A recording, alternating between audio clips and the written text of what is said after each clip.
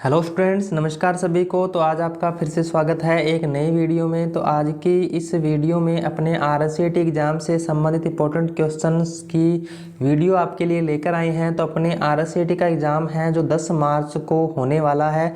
तो जैसा कि आप सभी को पता है, जो अपना आरसीईटी का एग्ज़ाम है वो 10 मार्च को होने वाला है। तो उसी एग्ज़ाम को ध्यान में रखते हुए अपने इंपॉर्टेंट क्वेश्चंस की एक सीरीज़ शुरू की है और ये इस सीरीज़ का आज 7वां वीडियो है। यानी ये 7वां जो वीडियो है मैं आज अपलोड कर रहा हूँ इसके ऊपर।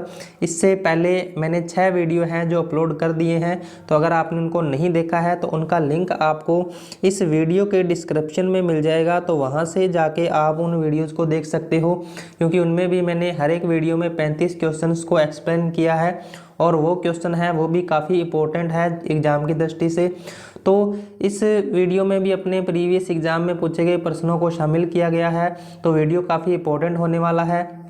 तो वीडियो को लाइक कीजिए, शेयर कीजिए और चैनल पर नए हो तो चैनल को सब्सक्राइब जरूर कीजिए। आपको इस चैनल पर इसी तरीके की वीडियो है वो मिलती रहेगी। तो अभी अपने क्लास को शुरू करते हैं। तो मैं राकेश वर्मा आपका स्वागत करता हूँ आपके अपने यूट्यूब चैनल SC क्लास।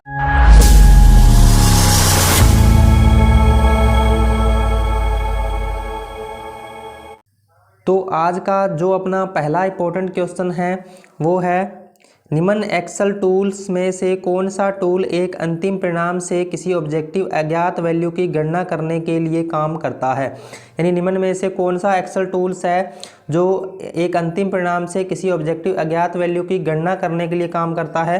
तो ऑप्शन नंबर ए है custom filter function, B number option है गोलसिक, सी नंबर ऑप्शन है Boolean operator, D number option है पेयर्ड टेबल। तो इसमें से आपको बताना है कि कौन सा है जो अंतिम परिणाम को किसी अज्ञात वैल्यू की गणना करने के लिए काम करता है। यानी MS एक्सेल में से ये क्वेश्चन है और MS एक्सेल काफ़ी इंपॉर्टेंट है आपका, चाहे आप RCET कर रहे हो या CCC कर रहे हो या फिर किसी भी कंपटीशन एग्जाम की अगर आप तैयारी कर रहे हो तो उन सभी में वर्ड, एक्सेल और पावर पॉइंट तीनों यानी काफ़ी इंपॉर्टेंट है। तो अभी इसका आंसर आपने देना है, यानी अज्ञात वैल्यू की गणना करने के लिए कौन सा ऑप्शन यानी काम में आता है। तो ऑप्शन नंबर ए है आपका custom filter function, B number option है गोलसिक, सी नंबर ऑप्शन है बूलियन ऑपरेटर और डी नंबर ऑप्शन है पायट टेबल। तो इसका जो राइट आंसर है आपका वो हो जाएगा गोलसिक। यानी गोलसिक है जो अज्ञात वैल्यू की गणना करने के काम में आता है। तो ऑप्शन नंबर बी है वो इसका राइट आंसर हो जाएगा। उसके बाद नेक्स्ट क्वेश्चन है, एक्सेल वर्कबुक निम्न में से किन के संयोजन से बनती है।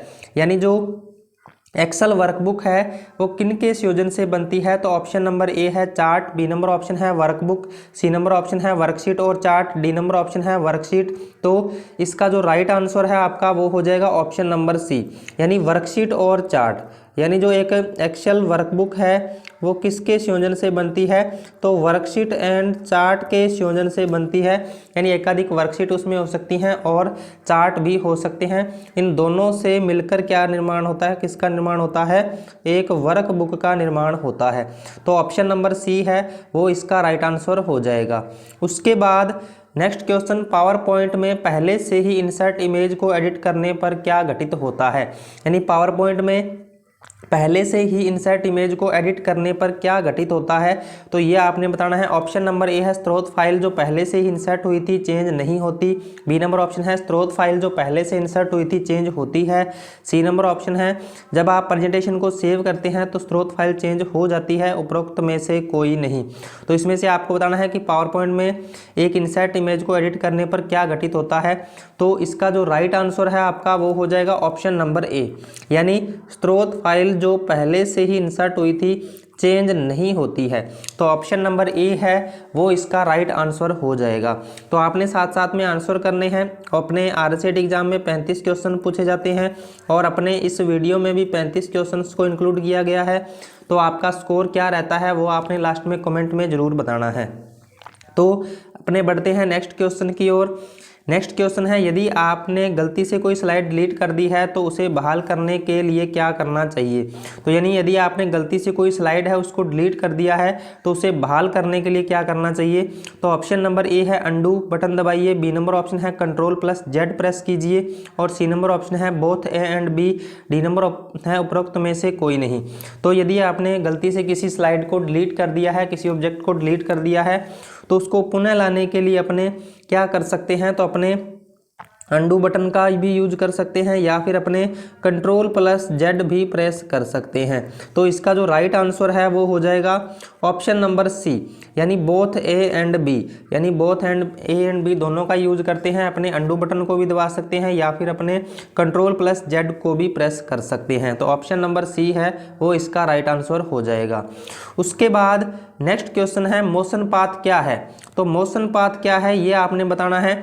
ऑप्शन नंबर ए है स्लाइड को बढ़ाने का एक तरीका है, बी नंबर ऑप्शन है एनिमेशन एट्रस इफेक्ट का एक प्रकार है, सी नंबर ऑप्शन है एक स्लाइड पर आइटम्स को मूव करने की एक विधि है और डी नंबर ऑप्शन है उपरोक्त सभी। तो इसका जो राइट आंसर है आपका, यानी मोशन पाथ क्या होता है, तो ऑप्शन नंबर सी है वो इसका राइट आंसर हो जाएगा।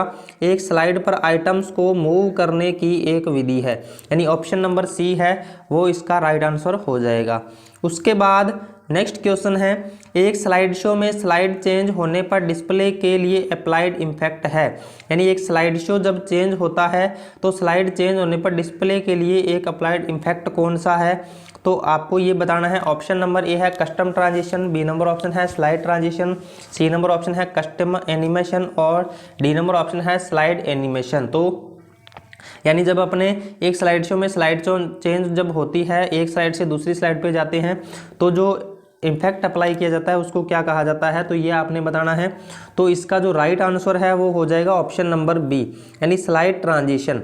यानी एक स्लाइड शो में स्लाइड चेंज होने पर जो डिस्प्ले इम्फेक्ट ऐड किया जाता है वो स्लाइड ट्रांजिशन कहलाता है। ऑप्शन नंबर बी है वो इसका राइट आंसर हो जाएगा। उसके बाद next question, power point presentation file बंद करने के लिए क्या तरीका है, यानी पावर पॉइंट प्रेजेंटेशन फाइल को बंद करने के लिए क्या तरीका है। तो ये आपने बताना है। ऑप्शन नंबर ए है फाइल टैब पर क्लिक करें और क्लोज पर क्लिक करें, बी नंबर ऑप्शन है पावर पॉइंट के शीर्ष पर दाहिने सबसे ऊपर छोर में उपलब्ध क्लोज ऑप्शन पर क्लिक कर सकते हैं, सी नंबर ऑप्शन है शॉर्टकट कीज Ctrl+W का उपयोग करें और डी नंबर ऑप्शन है दिए गए सभी। तो पावर पॉइंट प्रेजेंटेशन फाइल को बंद करने के लिए तो आपको कौन सा तरीका यानी यूज किया जाता है, तो इसमें आपको बताना है। तो इसका आंसर हो जाएगा आपका ऑप्शन नंबर डी, यानी दिए गए सभी। यानी आप फाइल टैब पर क्लिक करके क्लोज पर भी क्लिक कर सकते हैं या पावर पॉइंट के शीर्ष पर दाहिने सबसे ऊपर एक यानी क्लोज का बटन होता है उस पर भी आप क्लिक कर सकते हैं या फिर आप Ctrl+W यानी शॉर्टकट की का भी यूज कर सकते हैं। तो इसका राइट आंसर आपका हो जाएगा ऑप्शन नंबर डी, यानी दिए गए सभी। उसके बाद नेक्स्ट क्वेश्चन है, एक प्रेजेंटेशन में स्लाइड शो स्टार्ट करने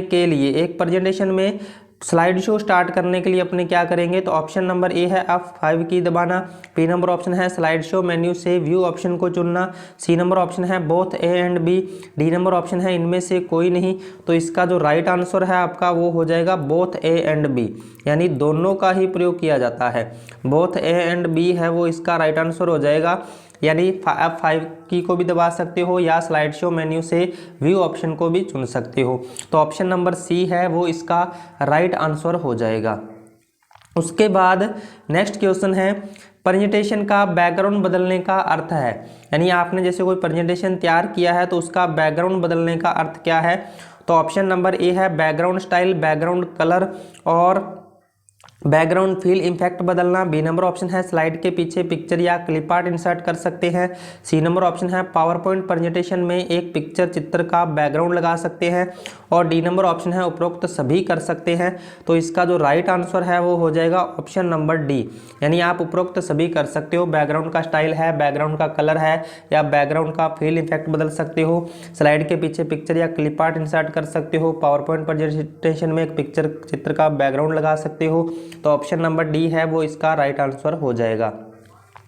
नेक्स्ट क्वेश्चन है किस टैब से आप पिक्चर, टेक्स्ट बॉक्स, चार्ट इत्यादि इंसर्ट कर सकते हैं, यानी किस टैब से आप पिक्चर, टेक्स्ट बॉक्स, चार्ट इत्यादि इंसर्ट कर सकते हैं। तो ऑप्शन नंबर ए है एडिट, बी नंबर ऑप्शन है इंसर्ट, सी नंबर ऑप्शन है व्यू और डी नंबर ऑप्शन है फाइल। तो अगर आपने कोई भी पिक्चर वगैरह है, चार्ट वगैरह है या कोई भी शेप वगैरह कुछ भी इंसर्ट करना है तो अपने इंसर्ट टैब का यूज करते हैं। तो ऑप्शन नंबर बी है वो इसका राइट आंसर हो जाएगा, यानी इंसर्ट टैब के अंदर अपने ये सारी चीज़ें मिल जाती है। तो ऑप्शन नंबर बी है वो इसका राइट आंसर हो जाएगा। उसके बाद नेक्स्ट क्वेश्चन, प्रेजेंटेशन में विद्यमान सभी स्लाइड पर एक जैसा प्रदर्शन चाहने के लिए आप निम्न में से क्या उपयोग करेंगे, यानी प्रेजेंटेशन में विद्यमान सभी स्लाइड्स पर एक जैसा प्रदर्शन चाहने के लिए आप निम्न में से किसका उपयोग करेंगे। तो ऑप्शन नंबर ए है स्लाइड ऑप्शन ऐड करना, बी नंबर ऑप्शन है outline view, C number option है स्लाइड लेआउट विकल्प और डी नंबर ऑप्शन है प्रेजेंटेशन डिजाइन टेम्पलेट। तो इसमें से आपको इसका राइट आंसर बताना है। और अभी एक बार मैं फिर से सभी से रिक्वेस्ट करना चाहता हूं कि अगर आपने क्लास को शेयर नहीं किया है तो क्लास को ज़्यादा से ज़्यादा शेयर कर दीजिए और चैनल को अभी तक सब्सक्राइब नहीं किया है तो चैनल को भी ज़रूर से सब्सक्राइब कर लीजिए। तो इसका आंसर आपने बताना है कि प्रेजेंटेशन में विद्यमान सभी स्लाइड पर एक जैसा प्रदर्शन चाहने के लिए आप निम्न में से क्या उपयोग करेंगे। तो इसका जो राइट आंसर है आपका वो हो जाएगा ऑप्शन नंबर डी, यानी presentation design template. Option number D है वो इसका राइट आंसर हो जाएगा। उसके बाद नेक्स्ट क्वेश्चन, एनिमेशन टैब में 4 कंट्रोल ग्रुप कौन से हैं। तो एनिमेशन टैब में 4 कंट्रोल ग्रुप कौन से हैं।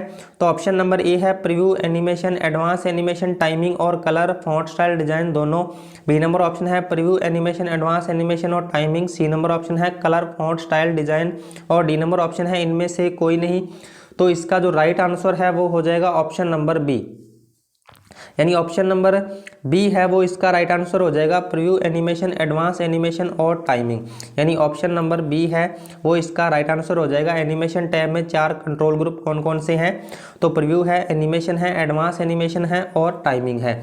उसके बाद नेक्स्ट क्वेश्चन है, स्मार्ट आर्ट ग्राफिक किसके उपयोग हेतु यूज किया जाता है। तो स्मार्ट आर्ट जो ग्राफिक है वो किसके उपयोग हेतु यूज किया जाता है। तो ऑप्शन नंबर ए है स्लाइड को सेव करने हेतु, बी नंबर ऑप्शन है जानकारियों, डाटा, सूचना को चित्रों, ग्राफ, एनिमेशन, आकृतियों के द्वारा दर्शाना, सी नंबर ऑप्शन है न्यू स्लाइड बनाने हेतु, डी नंबर ऑप्शन है स्लाइड को डिलीट करने हेतु। तो स्मार्ट आर्ट ग्राफिक्स का यूज क्या होता है। स्मार्ट आर्ट यानी अगर आपने किसी टेक्स्ट को चित्र के माध्यम से शो करवाना है तो उसके लिए काम में लिया जाता है स्मार्ट आर्ट। तो इसका राइट आंसर आपका हो जाएगा ऑप्शन नंबर बी, यानी जानकारियों, डाटा, सूचनाओं को चित्रों, ग्राफ्स, एनिमेशन, आकृतियों के द्वारा दर्शाना। तो ऑप्शन नंबर बी है वो इसका राइट आंसर हो जाएगा। उसके बाद नेक्स्ट क्वेश्चन है, किस प्रकार के साइबर अटैक में आपसे आपकी जानकारी मांगी जाती है, जैसे आपके पासवर्ड, नाम, जन्मतिथि, पिन आदि। यानी किस प्रकार के साइबर अटैक में आपसे आपकी जानकारी मांगी जाती है। तो यानी साइबर अटैक के बारे में आपसे क्वेश्चन है इसमें, तो आपको बताना है। ऑप्शन नंबर ए है पासवर्ड अटैक है, बी नंबर ऑप्शन है फिशिंग, सी नंबर ऑप्शन है मेलवेजिंग और डी नंबर ऑप्शन है डिनायल ऑफ सर्विसेज। तो यानी किस प्रकार के साइबर अटैक में आपसे आपकी जानकारी मांगी जाती है, तो ये आपको बताना है।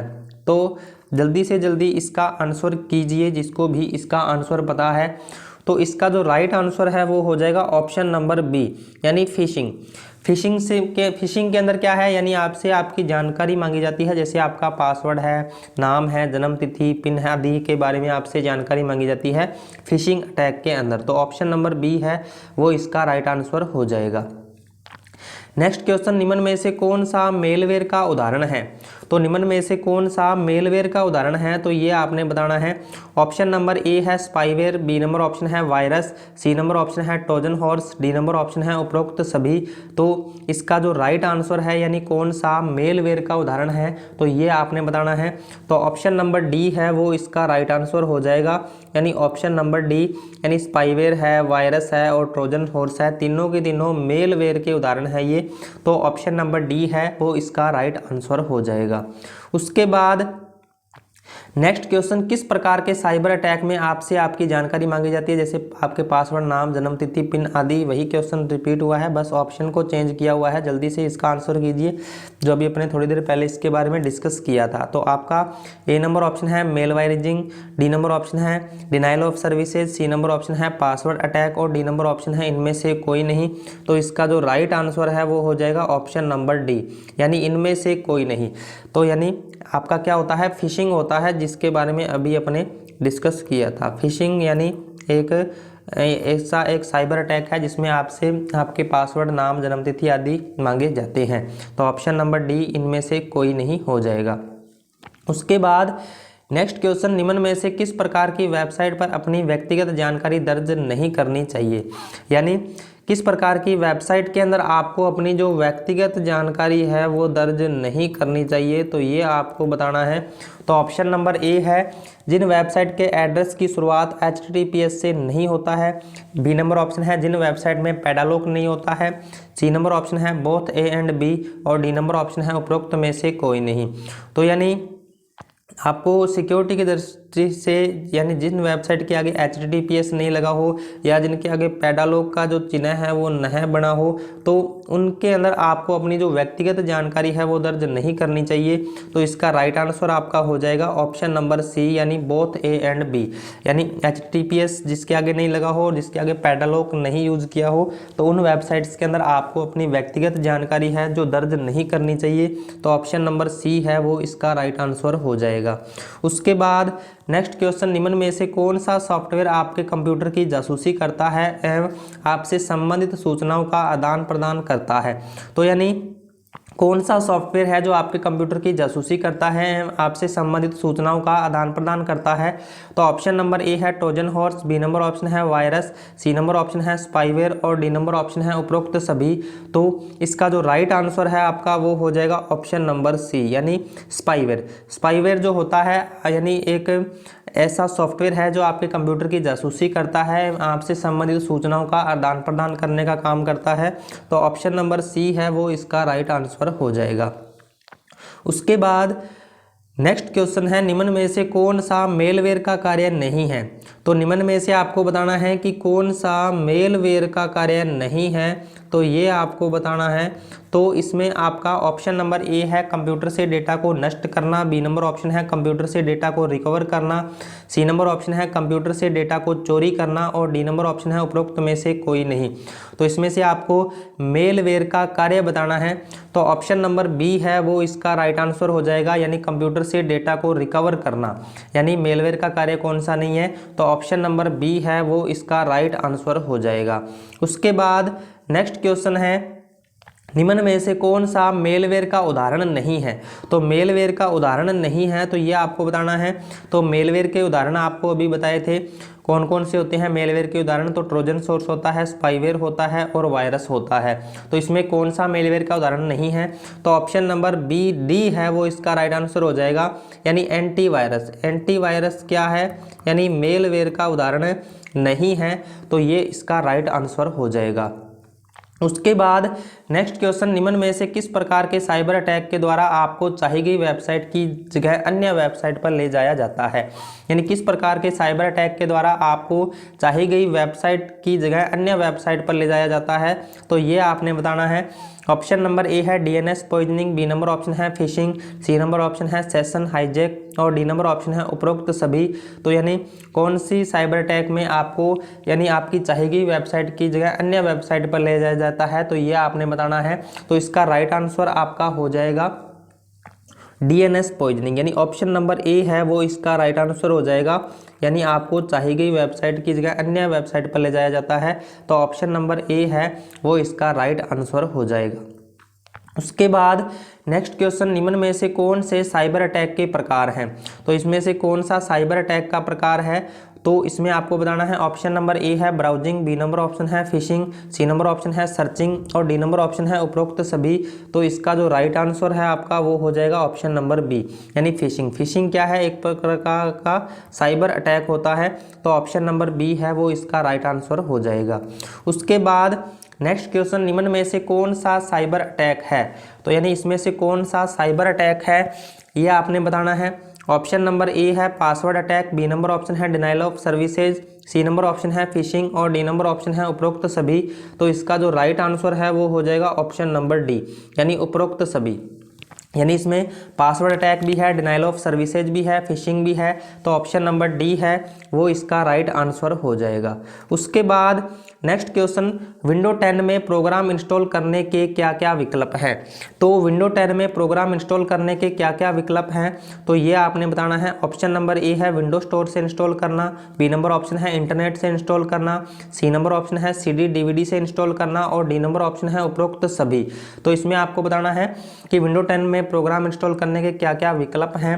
तो इसमें आप क्या है, विंडो स्टोर से भी कर सकते हो, इंटरनेट से भी कर सकते हो, या फिर CD DVD से भी इंस्टॉल कर सकते हो। तो इसका जो राइट आंसर है वो हो जाएगा ऑप्शन नंबर डी, यानी उपरोक्त सभी। विंडो 10 में प्रोग्राम को इंस्टॉल करने के क्या क्या विकल्प हैं, तो ऑप्शन नंबर डी है वो इसका राइट आंसर हो जाएगा।